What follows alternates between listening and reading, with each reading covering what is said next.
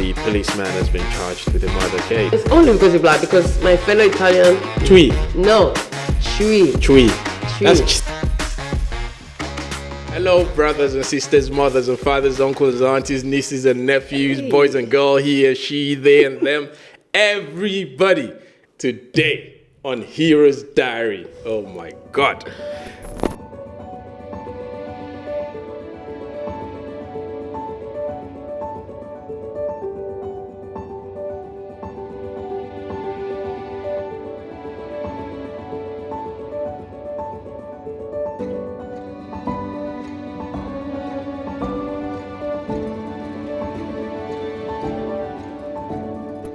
Flavia Benko. What's up, girl? Hi, thank you for having me. Yeah? Yes, thank you so much. Been watching the episodes, been getting inspired, Cool. ready to put on another hat. Cool. So here I am today, podcaster now. Cool. Wow. Babe, man, that's like some badass designer thing, man. Flavia Benko. It wasn't done on purpose. It wasn't done on purpose. Is that your real name? Yeah. Yeah? Your birth name? No, my married name, please. Your married before name. my husband comes for me. I inherited it through marriage. Yeah? Flavia Benko, that's really cool, man. And you don't only have that name that sounds like a designer, but your creations are designer creations, man. You got to do some exotic stuff, man. So stuff that only us tried. How many countries have you been to in the world? I would say about 10, because when I say America, there's so many states, so I can't really count that. Yeah. And then we do Africa, we do Asia, but I tend to dabble in the Caribbean because I've even said because I'm a flight attendant. That's why I add them too. Thanks for dropping the background. We already know that, don't we? Flight attendant. That means flying all over the world, man. Yeah, just Does it get you scared? No, I'm not scared. I've been doing it for 6 years now. So, 6 years? Yeah. People don't realize sometimes because I've been at my current company, Virgin Atlantic, for about a year and a half only. Yeah. I used to work for a company called Thomas Cook before they closed down. We know Thomas Cook. Don't say company called. We know Thomas Cook. I still miss it, I still miss it. That company definitely helped me to be disciplined. It really structured my character today. It wasn't easy, but I can definitely say everything happens for a reason. Like every journey that you go through in life takes you where you are right now. Yeah. So I'm really grateful that I had the opportunity. Yeah. And then so you are not just a flight attendant, a super exciting flight attendant. You're a content creator. Yeah. You're a mother. You're an advocate. You're a beautiful woman. Hey God, should I go or should I stop? Should I continue or should I stop? It's fine. It's fine. Don't say it's fine. Let's start from flight attendants, man. Like you say you've been doing it for what? Yeah, about 6 years now.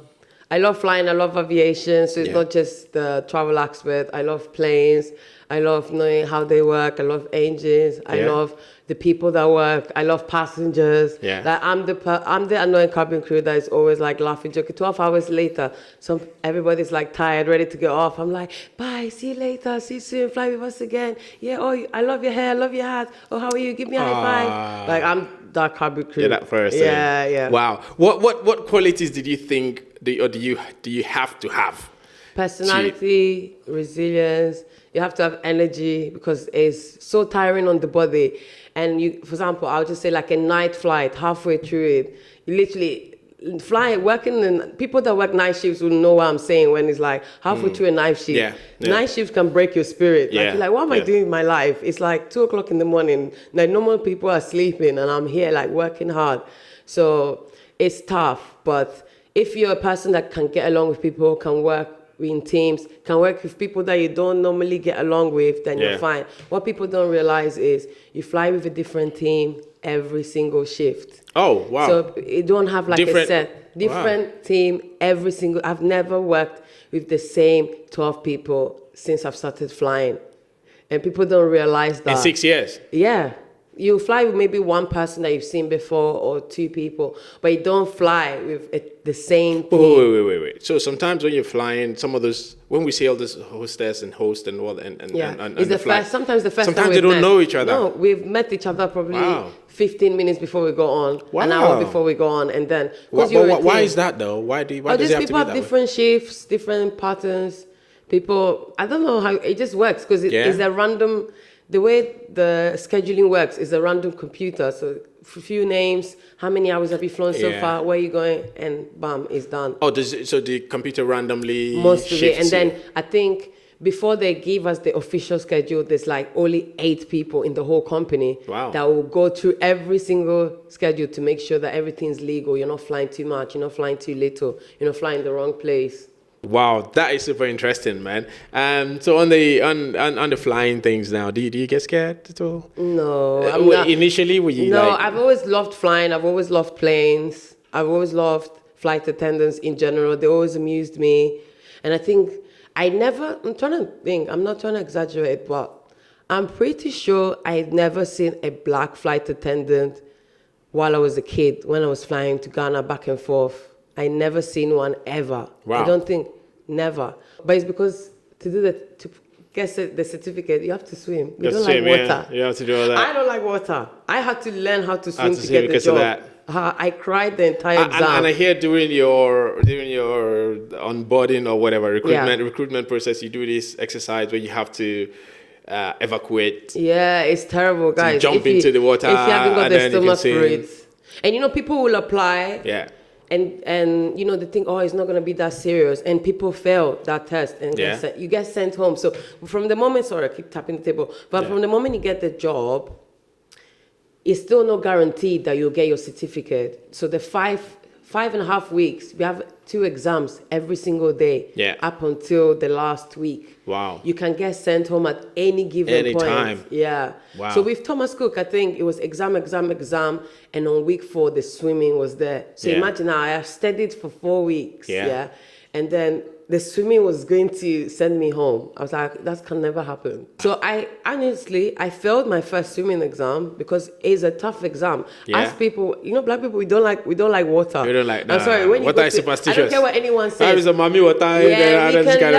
Now I think the approach is different. I see a lot of parents, a lot of us are going to swimming lessons. But in general, if you give us the option, we'll stay away from water. Yeah. We just stay on land. So I had to literally learn how to swim within the week. Right. To pass the exam. Yeah. And that's how then I got my certificate. Wow. So then when Thomas Cook closed down, I think maybe that was why I was sad, because anytime you switch airline, you have whatever exam you've done, they don't care. They don't care. You are starting from day one again. From the fresh. Yeah, so you have to do the 5 weeks again with the swimming test. Wow. With the swimming test again. Wow. So with Virgin, I cried the entire exam. Cry. Because it just. So Virgin was tougher? Yeah, it was on So now you're with Virgin Atlantic. Yeah, 100% tougher, and it was post-COVID. So post-COVID rules was no one can help you, no one can even touch you. Right. You're on your own. With Thomas Cook, 2 girls, held my hand a little bit. Come on, Flav, you can do it. With this one, don't touch her. Don't touch her. Just do it by yourself. I was literally God, please. I was like, I don't want to make my parents proud. I just want to pass this exam. It was so hard. Oh, definitely. Why Virgin Atlantic, though? I've always wanted to work with it. I just like the branding. I just like it just fitted with who I am. They're a very, very quirky company. They allow you to be yourself. Right. So it was, while the other airline, which is a competition, BA, they're very serious. They're very serious. There's like a bit of, it's not a competition, animosity. Like, so there's a competition. We see each other at the airport. Like, if we have a friend, you greet them. But if we don't know them, okay.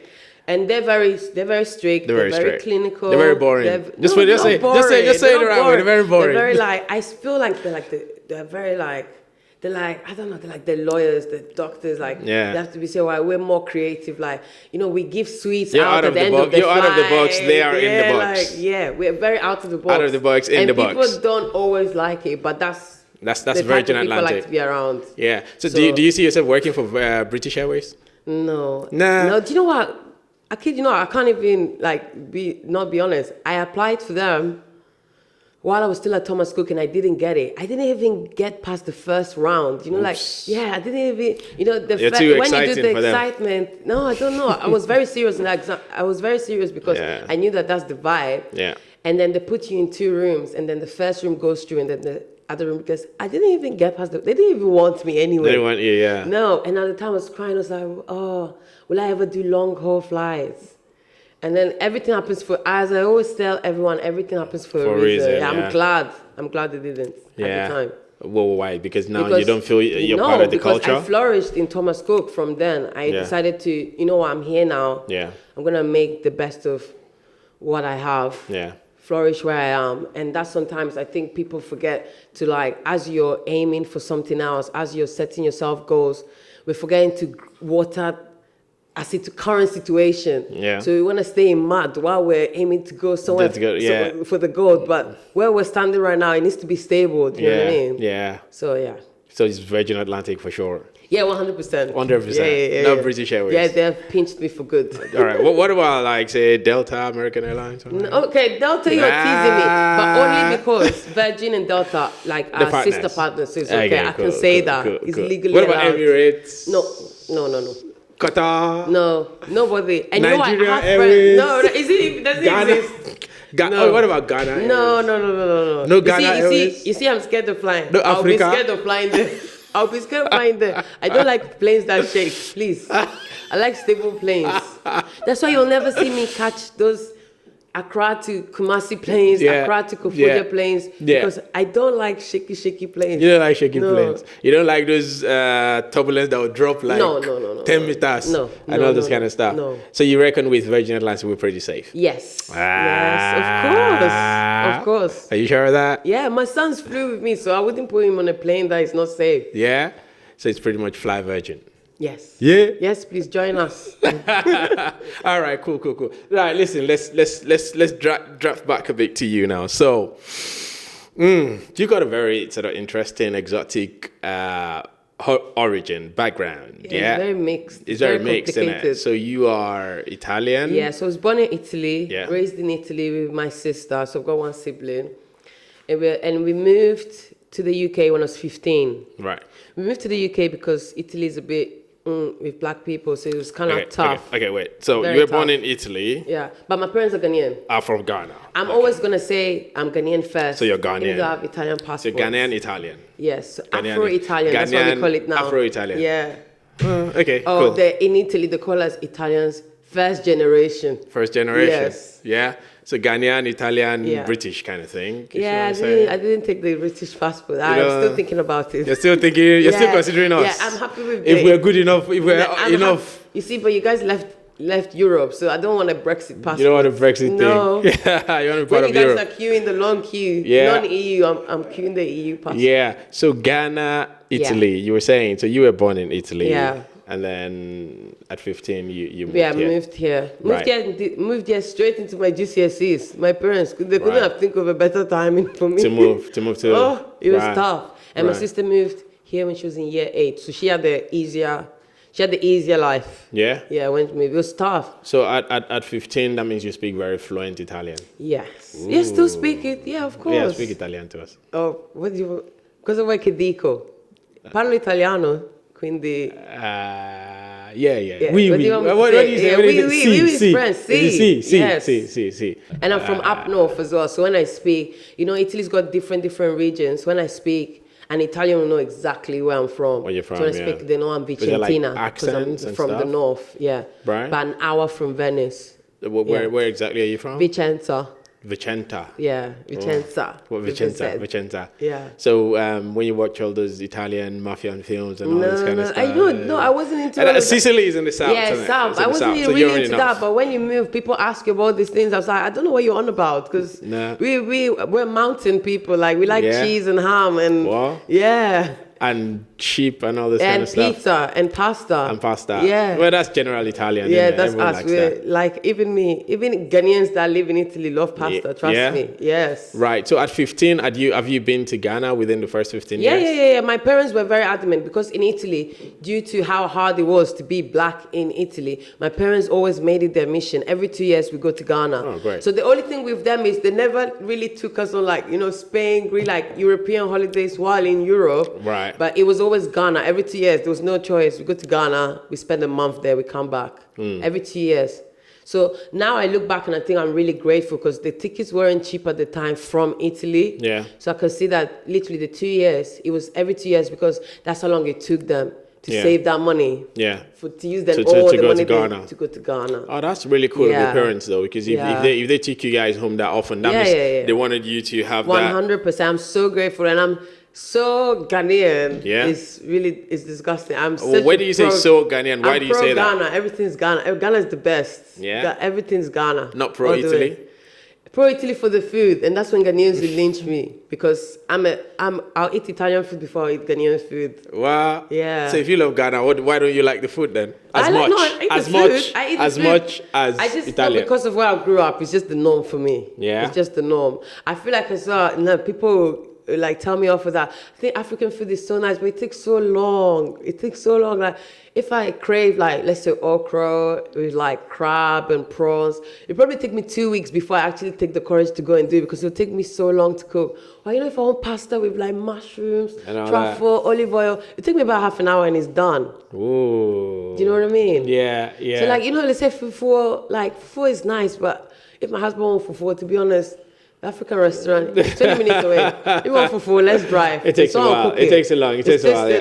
No one, but typically you don't want a woman spending all that time, or anyone. Yeah, I know people that their husband wants them to cook it, yeah. And me as well, I'm a babe, so I like palm oil. I'm a palm oil girl. Babe. So I'll be eating it, I'll be cooking it, and then the palm oil will be on my nails. And all that. I cannot. You don't want all that, do you? You want the nails clean and fresh. Yes, please. Because of my job. Wait. As in hair hostess, do you have to keep nails? Yeah, it just has to be well. You have to be well groomed. Do they have to? Can they be long and pointy? It's just decent. And all that? Yeah, this is fine. I can work with these. Yeah. Probably not any longer than this. So when I see nice girls, no longer, I can't do that. I can't even do any other colors. Either this or red or French. And you guys have to work on heels and all that, and you gotta be very perky and we don't work on heels on board though. A lot of people don't realize when we're on board we take off our heels and we wear flats. Right. I could not do that. Right. But you were saying earlier, so with Italy, you said not. It was tough, and it's not to discriminate the people that are welcoming. There's a lot of people that are welcoming, like the lady that really helped my parents get their jobs, get their documents, get things. She was a lovely lady. Like I have friends that I still speak to right now, but I'll say, I know it sounds bad to say, sorry, Italians, maybe 60, 70%. They're not really, I've got Italian passport and I still get questions all the time. When I land in Italy and I'm at the immigration, I probably get a tougher time than anybody at the airport. Wait. So you're Italian. Yeah, Italian passport. You got an and Italian passport. Yes. And you still have a tough time getting in? Where you from? Oh, I live Vicenza. Was you born here? Yes. You speak Italian? Yes. Can you speak it? Yes. Can you speak right now? Yeah. And I'll speak a little bit. Okay. How did you get it? Where? No, people don't realize. How did you get it? You've got an Italian passport. Yeah. And they have to ask you if you speak Italian before you can. The Italian passport is the easiest passport to fake, as in fake passports. So that's why. So do they feel the only way they can verify that is if you can actually speak the language? It's so normal. So, I land, they'll be scanning it 20,000 times, make calls, speak to the friends, speak to this. You can go, Signora, you can go. Like, thank you, bye. Wow. And you think that's because you're black? Yeah, it's only because you're black, because my fellow Italian white friend will go through, they'll be waiting, it's so embarrassing, they'll be waiting for me. But people don't realize now, and I'm going to throw a spanner in the works, is that even though I was born in Italy, they didn't give me an Italian passport when I was born. You don't get, if your parents are not Italian, you don't get an Italian passport when you're born in Italy because your parents are not Italian. So when I was born, I had the Ghanaian passport.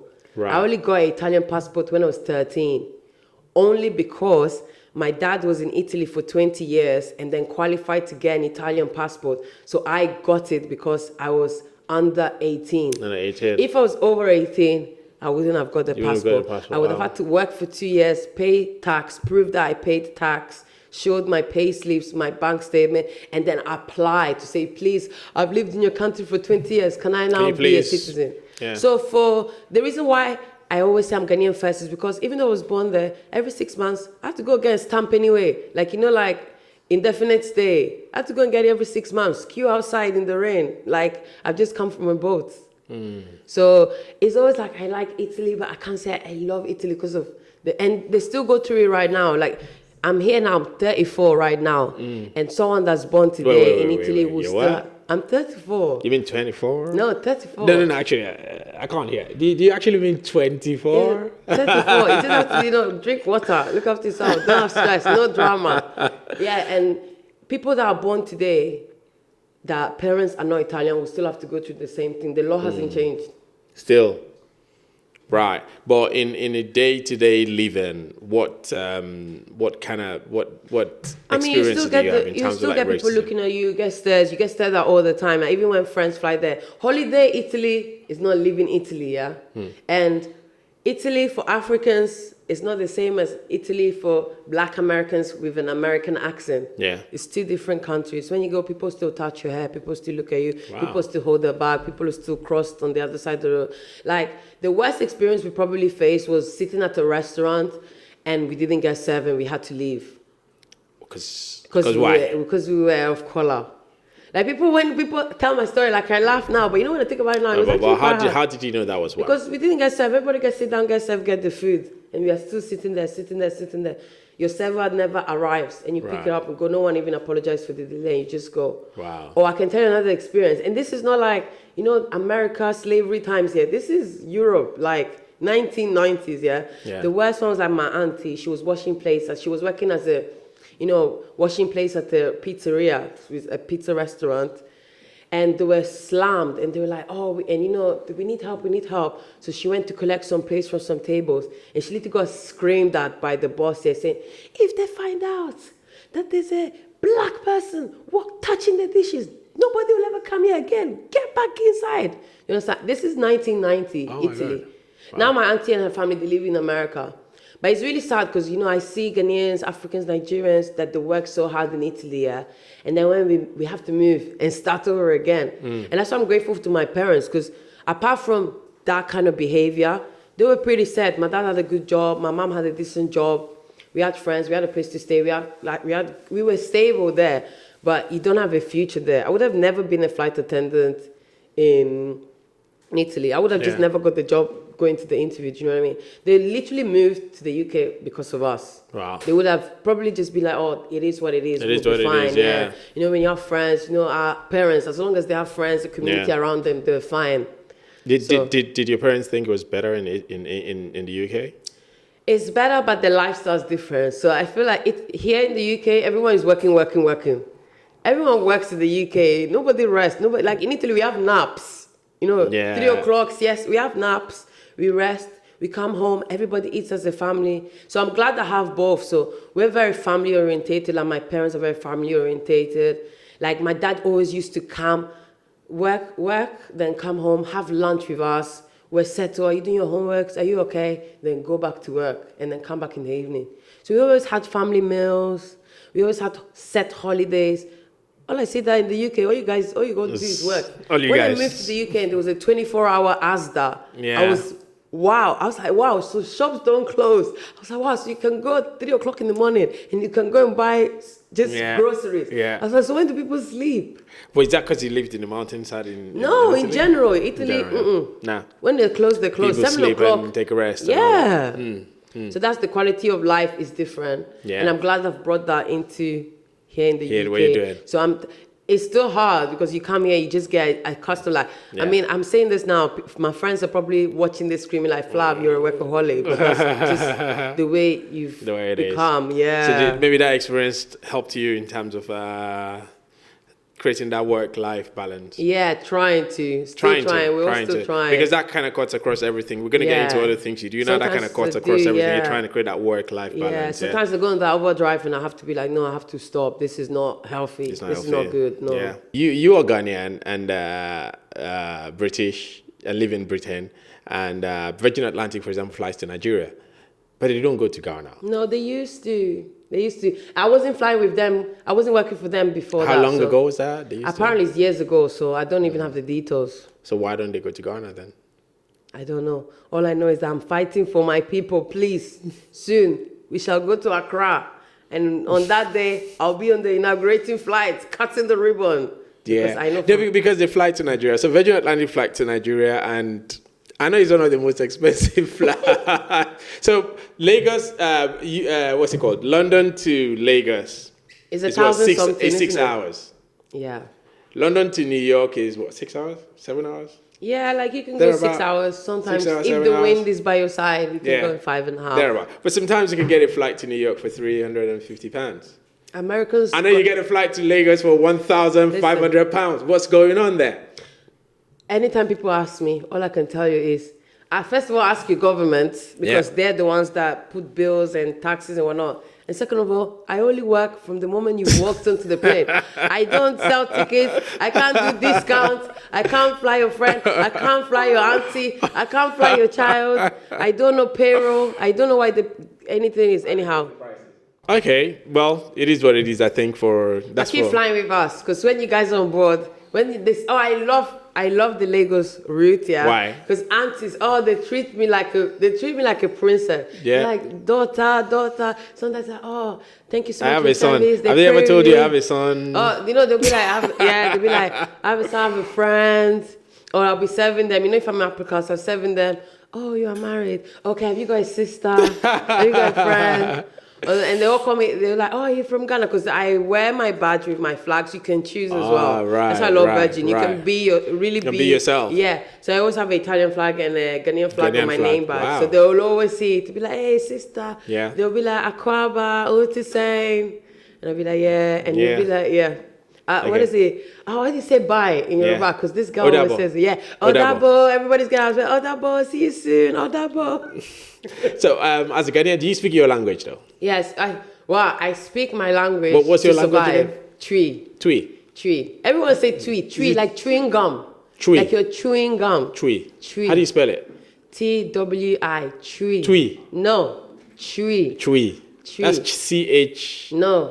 Say how it's supposed to be said, please. Tree. Because, okay, tree. Brunei say tree as well. Tree. Okay, cool. You got life away from Virgin, obviously. You're a content. Yeah. That's not my main. I always say now I fly part-time anyway. I'm very grateful, because it's very hard to usually get part-time within the first 2 years. Yeah. But because I have a 3-year-old son, they managed to give me a part-time contract. Yeah. So Virgin is like half of me. Right. And then I'm probably a content creator first, Right. And then Virgin has come and literally adapted to my life. Yeah. So your brand is Flavia Benko. Yes. At Flavia Benko. At Flavia Benko.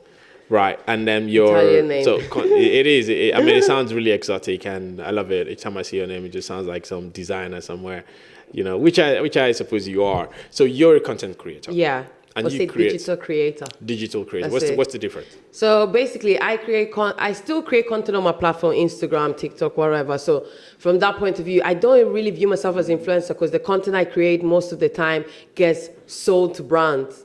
So the brand will come to me, be like, hi, I've got this product. Can you film it? Can you edit it? And then I don't want you to post it on your feed. I want to use it. I want to use it on my platform. Right, I want to use it on TikTok, or I want to use it on YouTube. And I think that's what the difference is. So a lot of the collaborations that you maybe see on my page are just off the back of, can I post it on my page as well? Just so that I let people know what I'm doing. Yeah. But a lot of the stuff, especially this year in particular, I love the stuff I've done this year, hasn't even touched my platform. Wow. No. So you're more like an advertising agent. Maybe, I don't know. Like digital. Yeah. Digital creator. So you could have a product, as long as it aligns with my brand anyway. Yeah. So if somebody brought a product that has nothing to do with me, I'm not going to do it. What does that mean? Nothing to do with you? I don't know. I'm trying to think. Let's say it's very, very basic. Okay, let me help you out. So before we started this interview, you sent a text to me. Listen, I'm not gonna do that. Like, there's certain things I don't. My brand is very polished. You sent to me about certain things you wouldn't talk about. Certain things I don't do. The certain things. So is that what you're saying? If they send to you, stuff like that, or even it's just something as simple as they send me a toy to do something with Matteo, and Matteo is 3. My son is 3. Yeah, Matteo is your son. Yeah, Matteo is my son. Yeah, Italian name. Yeah. I know. Okay. Yeah, and then it's something that doesn't align with him, or he's too young, or he's too old for the toy. Yeah. Even though it's good money, it wouldn't make sense for me to do an advert with a toy that my son's not even gonna touch. Right. So that's the kind of thing that I'm about. Or if it's there's certain brands, as you know, you maybe see, I don't want to name the brand, but there will be certain clothing brands that I would never wear anyway, so I'd never work with. Yeah. I'd never even, they don't even, technically, they wouldn't even approach me because you can see from my brand that I would never wear your stuff anyway. Yeah. So that's what I mean. No, but girl, you've been with some pretty impressive brands, man. Run us through the big boys big guys. I mean, one of my best collaboration was Nivea, and with that one, I don't think I even showed it I don't think even people have seen it on my page. So they flew into Germany, we filmed the whole advert there. It was shown over there. It wasn't even shown here about like motherhood and skincare. Then I work with Dove now. I'm still a Dove partner. I work with No. 7, which they're a brand that I sold only in Boots. I'm trying to think. Dermalogical skincare. I do a lot of skincare or motherhood stuff. Yeah. LV is kind of around like breastfeeding, Bugaboo, Mamas and Papas. Like they're brands that align with my brand. So being a mom, being a wife, being a working mom. Yeah. So now it's still a lot of motherhood, but it's still a lot of self-care, a lot of taking care of yourself. Even though you have a baby, don't let yourself go. You can still, I really appreciate the fact that these are interesting brands. And how do you get them? How do you get to be approached by these brands? When people ask me, it was like, well, now I'm managed, so that's what helps. Like people say, how do you do it now? I'm really grateful. Vanessa's my manager, but her agency's called Get Stuff Done. Right. I don't even read. I'm at the stage now where I don't even read the contracts. I don't trust argue. them. Yes, I don't argue with the brands back and forth about, no, I need to be paid more. She reads the contract. She sends it to me. There's that level of trust that I know that you fought for me hard enough. And I just say, okay, that's fine. Let's do it. Or be like, oh, I'm not sure. Sometimes she has to convince me. Like, the good thing is me and her have, Vanessa, we have the same, we sit down. Vanessa? She's my manager. Okay. Yeah. So we sit down, she sits down with me. This is my vision. This is what I want. Tell me, what are your wish list brands that you'd like to work with that are up there? And I'll give you a list. This is how I want to, this is the kind of brand I want to raise. And she's spot on. Flavia, these people email you, but I already know that you was going to say no. Shall I tell them yes? Maybe, but no, you already know me. It's fine. And I'm at the level now that trusting your manager in this industry is a gift. It's a gift. Yeah. But that means having the right manager in the first place. Yeah. It's a gift right now because the horror stories and there's some of the prizes that they come with at brands. Hey, brands are rude, In brands what are rude. sense? Like the first prize they come with, it's like they don't respect you. And I'm like, no, it's okay. And then she'll go back and forth. And then she'll always tell me, she'll do the back and forth first. And then she'll always tell me, this is what they came with. And this is what we've finished with. I'll be like, thank you. God bless you. Let's do this. And then they'll give me like a deadline. Yeah. And then the problem is now with flying, I have to really be organized because they'll give me some of the ads, I have to film them when I'm at work, like down route. Yeah. So the thing is, a lot of people don't understand, like working hard is working hard. Like you can't just, like doing content and working is tough. So it's like when we land, after I've done the flight, after I've worked the flight, my colleagues are going to sleep, I'm now washing my makeup, taking off my uniform, changing, putting my camera on, because people don't realize most of my content is filmed by myself. So putting the lighting on, putting the camera on, filming, then changing, putting the camera at a different angle, filming the same thing again, filming different angles. Then if I'm too tired, I'll leave in there, edit the next day. But meanwhile, my colleagues... you edit them as well? Yeah, I edit them as well. Oh, Final Cut Pro is the bane of my life. But after maybe 13-hour flight? Yeah, and then because maybe the deadline is like, time difference. Wow. So it'll be 3 a.m. in America, but Vanessa needs it like 10 o'clock UK time. Wow. So that's why sometimes I'll be like, it's done, yeah. And it's touching that. That's pretty annoying sometimes, really, the time difference thing. Because sometimes I'm in the US, in parts of the US where it's like, it's 3, 4 a.m. in the US and it's 10 a.m. in the UK or wherever. And you're getting all those calls and people are calling and then you have to really get these things done. And they're calling you maybe for a meeting sometimes when it's 3, 4 a.m. Yeah, like my husband sometimes does it. And you know what? He known me even before getting married. I was already a flight attendant, and he was still like maybe 1 a.m. I'm sleeping. He'd be like, "Oh, I'm so sorry." I'll be like, "Could you not now?" I said, "I'll call you in a few hours. Yeah, let me sleep for a few hours and I'll call you back." Or you'll be like, sometimes I have to pick it up because he's just done the nursery run. Yeah. But we're like 8 hours different. But that's the only time my son can see my face. So I'll pick up, hi, Mateo, how you doing? Da, da, da. And then I'll go to sleep. Wow. Yeah. Wow. That sounds like a lot. It is a lot, but it's like, for now I'm surviving. I'm still alive, so it can't be that hard. Is it pay good enough? Like your flying or no. Flying is okay. No, I mean the creation, yes. Yeah. Creation is what allows me to fly. Because flying does. A lot of people don't realize flying doesn't pay well. That much, yeah. But I love flying, and flying makes me happy. So content creation allows me to still do flying is my hobby. That's how I view it. Because flying doesn't pay bills. Right. But I love flying. Wait. Flying doesn't pay bills? No, flying doesn't pay bills. Well, is that because you're part-time? No, flying doesn't pay bills. Don't listen to anybody. It pays, but it doesn't pay. It's not a living wage. What's the incentive? That's why I love the excitement, the buzz of flying. Some people just like traveling, and traveling makes them happy. And to be honest, before flying, I was the manager of Vodafone. The pay was really good. I wasn't happy. And I was miserable. Right. It was a good job. Everyone was, well done, Flav. You've got your own branch. You're managing people. But I wasn't happy. It was successful, but I wasn't happy. So it's about the passion for you. It's about you doing what you really want to do. Yeah. And 100%. Then creating all this content. And when I'm not happy, I'm not a nice person. I'm not a nice person. We kind of know that. So if everybody wants to be happy, just make Flavia happy. Yeah. Oh, but cool. So with the content creation, so you having to do all this filming, editing, and do all these things yourself after 10, 12, 13, 6 hours flight kind of thing. And how did you develop this skill and the craft for this? Did you have to go to film school? I had a friend actually. The guy that shot our wedding, kid you know, he was the one that encouraged me to get she's like, you're so good at this, and I was filming on a standard camera. It's like, he recommended the camera and said, use it, try it. And then he recommended lights. And I was like, it's called Ben, actually, Ben and Kobia. Yeah. It's like, Flav, you need light. You can't just be doing content anyhow. And since then, it's like, the problem is now, because of him, I can't go back. I can't film an ad on my phone anymore. It's really annoying. Even a simple reel, I cannot film it on my phone. I have to do it on my camera. I have to edit it on the computer. So I've made my life harder. But it's paid off because even though I haven't got big numbers, if you think about it, I don't have massive numbers on Instagram, but the quality is great. I'm sorry, the quality is great, that's one thing that I can brag and say my quality is top notch. I think for you, it's not even just the quality, and that's why I kept saying about. I don't know, maybe it's the Italian in you. There's a very, how do you say it? You know how Italians are very... I don't know, how are we? I don't know what word to use, but which is what I was saying earlier, that in yourself, you could be like a really big designer or big label as well, but there's some very...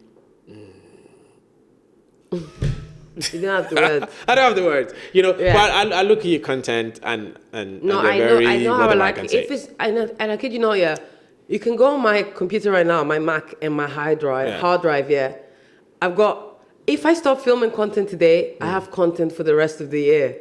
But my standard is, so if I see something, I don't like the way I spoke, I don't like the lighting on this thing, it's just my hard drive sitting there. And sometimes my manager has to really kick me. It's like, can you just post it, Flavia? And I'm probably my worst enemy. Critic, yeah. Obviously, you've created this. Is it a scheduling planner or something? I've got to create this planner out. Yeah. And I need to push myself to be. I've got it, but there's because of the hats, so many hats. Yeah. That's probably one of my babies that I haven't nurtured it as much as I should. But what I used to do is used to go to shops, and I couldn't find a planner that would help me juggle all the things I used to juggle in life: content, mom, flying. Yeah, that's a lot to juggle. And so anytime I'd buy a planner, I'd be scribbling, no, I want this line this way, I want this line this way. I was like, I'm just going to design my own planner.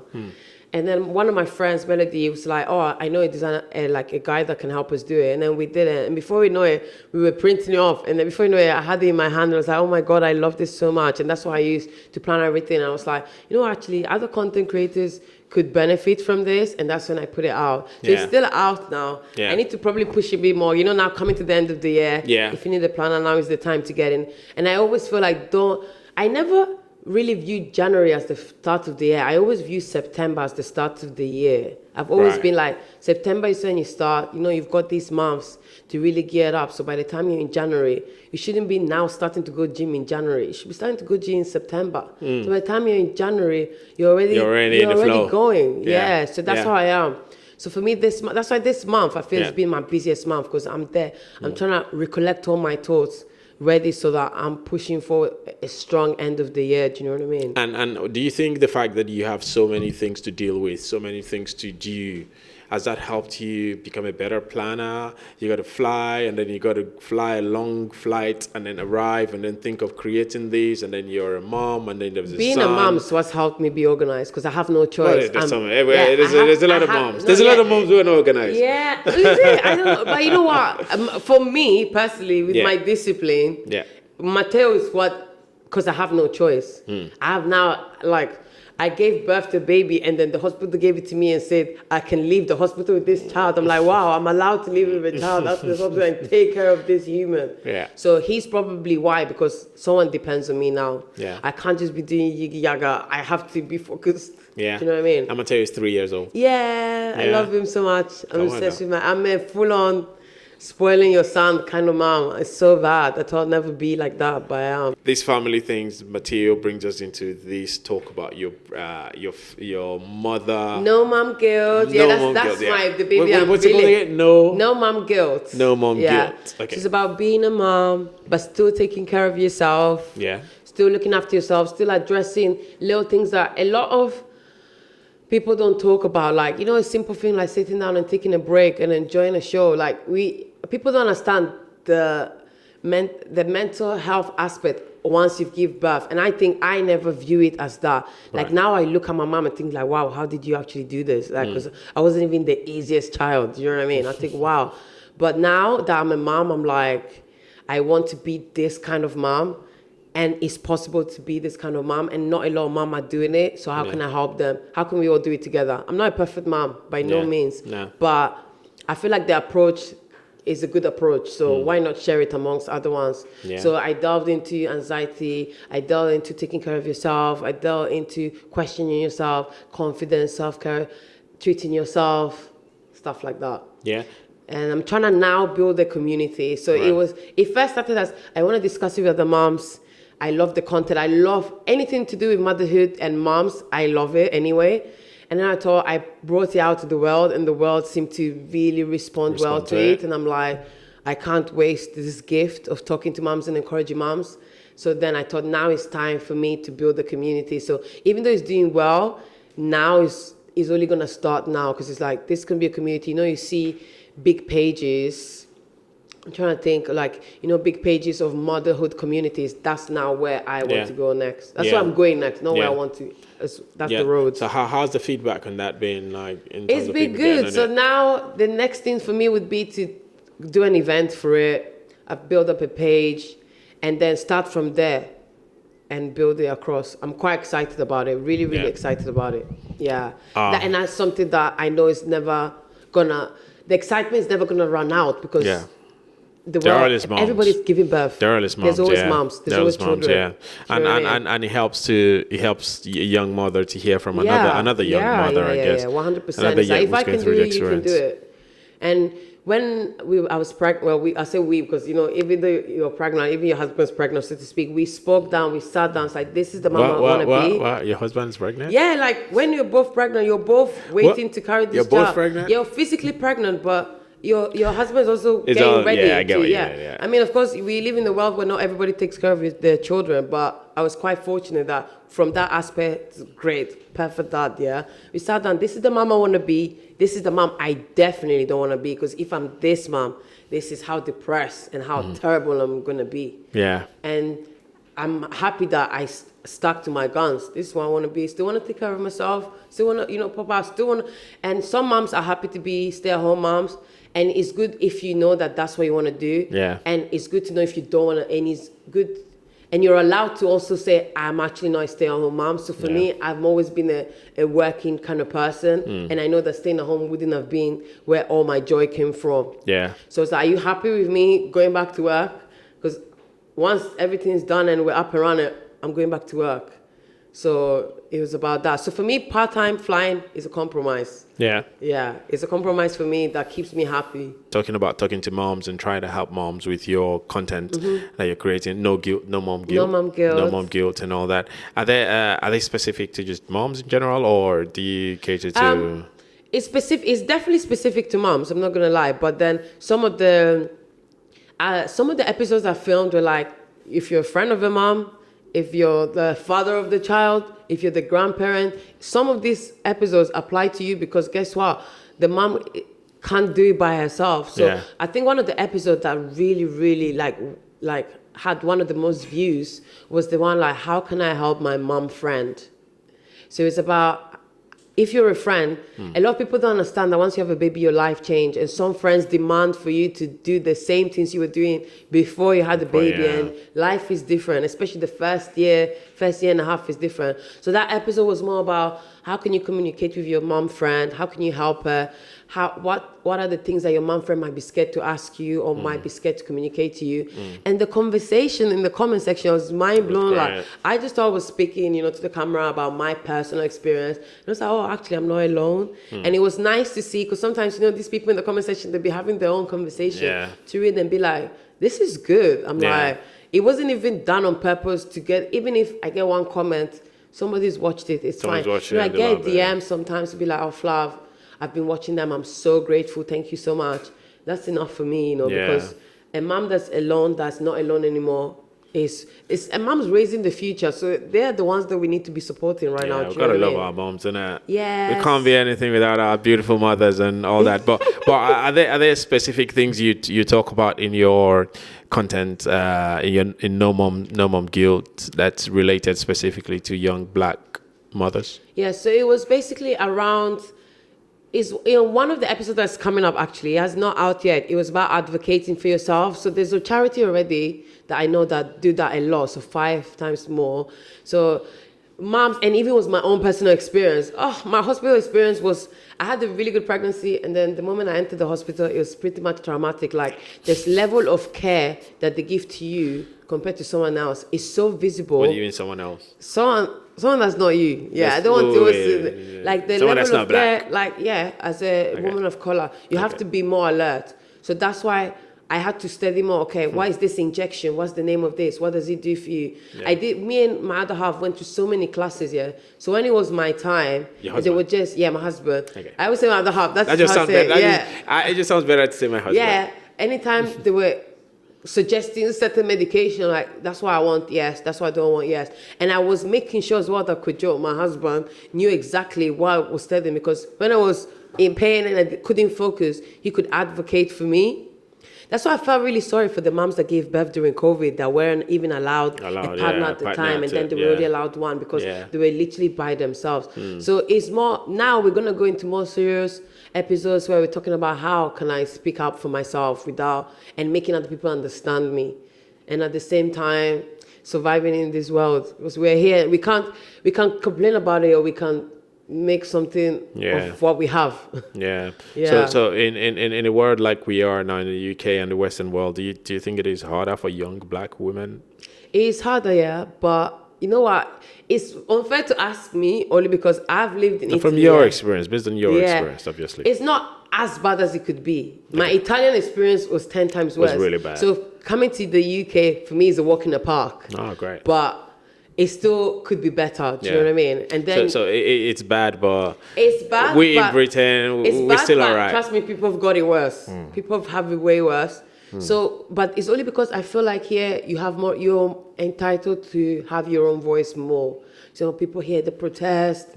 They do like activist things. Why in Italy? I think we don't have the vim as Blacks there. We're not really confident there. Like now when I go back and I get like, let's say in Italy back in the day, if someone used the N word, there you don't tend to fight. You just be like, what did you say? And you keep it moving because you don't think you're allowed to fight.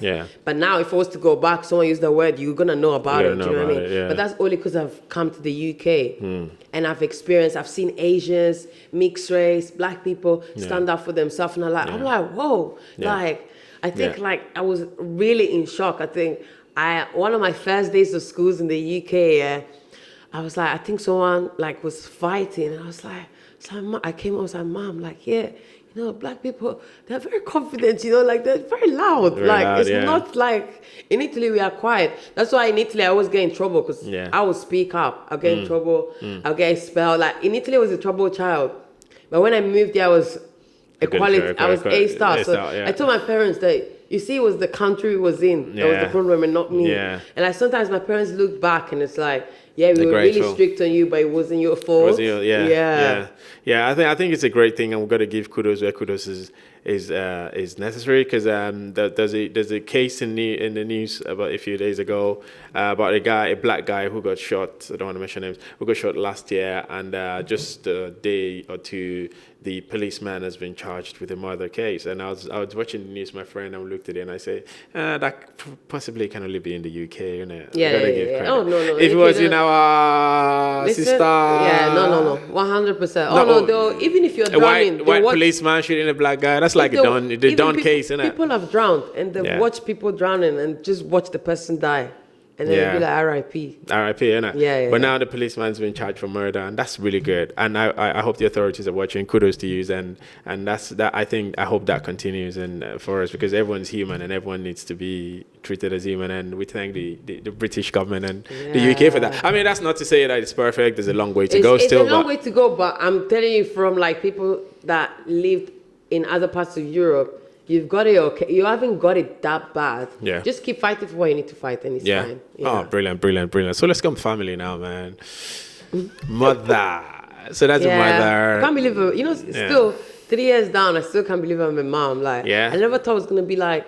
I was never maternal. Yeah. But I'm maternal to my child, so okay. It works. And you've been married how long now? 5 years next month. And I see, if you're looking at your contents, your husband's a model as well. Yeah, he's not a model. It's a good-looking guy. That guy's hot, man. What's going on there? His actual day job, he works for IT. Like, he works for Microsoft, Oh, nice. Like, people, but he likes clothes. Yeah, because he's got a modeling page where he models clothes as well. He likes Kanye West. Yeah? Yeah.